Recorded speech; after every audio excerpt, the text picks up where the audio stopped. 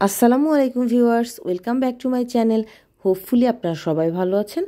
আজকে আমি আপনাদের মাঝে চলে এসেছি গ্রামের খানার গরুর মাংসের রেসিপি নিয়ে। তো চলুন দর্শক দেখা যাক রেসিপিটি। এখানে আছে 11 কেজি গরুর মাংস। এবার মাংসগুলো খুব ভালোভাবে ধুয়ে নিয়ে এতে দিয়ে দিচ্ছি হাফ কেজি পরিমাণ পেঁয়াজ কুচি, হাফ কেজি পরিমাণ রসুন কুচি এবং 15 থেকে 16টি তেজপাতা।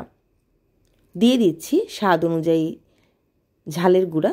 ঝালের গুঁড়া আপনারা আপনাদের পছন্দ মতো ব্যবহার করবেন। এখানে বেশ খানিকটাই ঝালের গুঁড়া ব্যবহার করা হয়েছে, কারণ এই মাংসটি ঝাল ঝাল হলেই খেতে বেশ দারুণ হবে।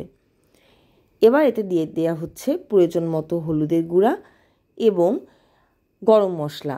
গরম মশলার ক্ষেত্রে ব্যবহার করা হয়েছে দারচিনি এবং এলাচ এবং জিরা। এখানে আস্ত জিরা ব্যবহার করা হচ্ছে। দিয়ে দেওয়া হচ্ছে স্বাদ অনুযায়ী লবণ। এর সাথে আরও দিয়ে দেওয়া হয়েছে কিছু কাঁচামরিচ এবং সয়াবিন তেল। এবার সমস্ত উপকরণগুলোকে খুব ভালোভাবে মেখে চুলার উপর বসিয়ে দেওয়া হচ্ছে। গরুর মাংস থেকে কিছু পানি বের হয়ে আসে এবং এই পানিতেই সাধারণত মাংসটি খুব ভালোভাবে রান্না হয়ে যায়। মাংসটি চুলার উপর বসিয়ে দেওয়া হয়েছে এবং অনবরত খুন্তির সাহায্যে মাংসটিকে নেড়ে দেওয়া হচ্ছে। কিছুক্ষণ নাড়ার পরে মাংস থেকে বেশ খানিকটা পানি বের হবে। এই পানি দিয়েই সাধারণত মাংসগুলোকে কষিয়ে নেওয়া হয়।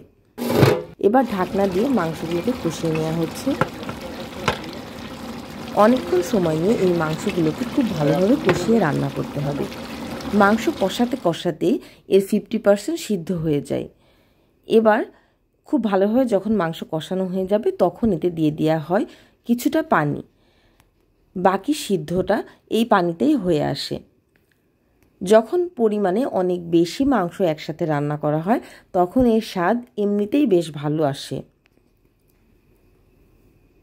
খুব ভালোভাবে মাংস কষিয়ে নেওয়া হয়েছে এবং এতে দিয়ে দেওয়া হয়েছে ঝোলের পানি।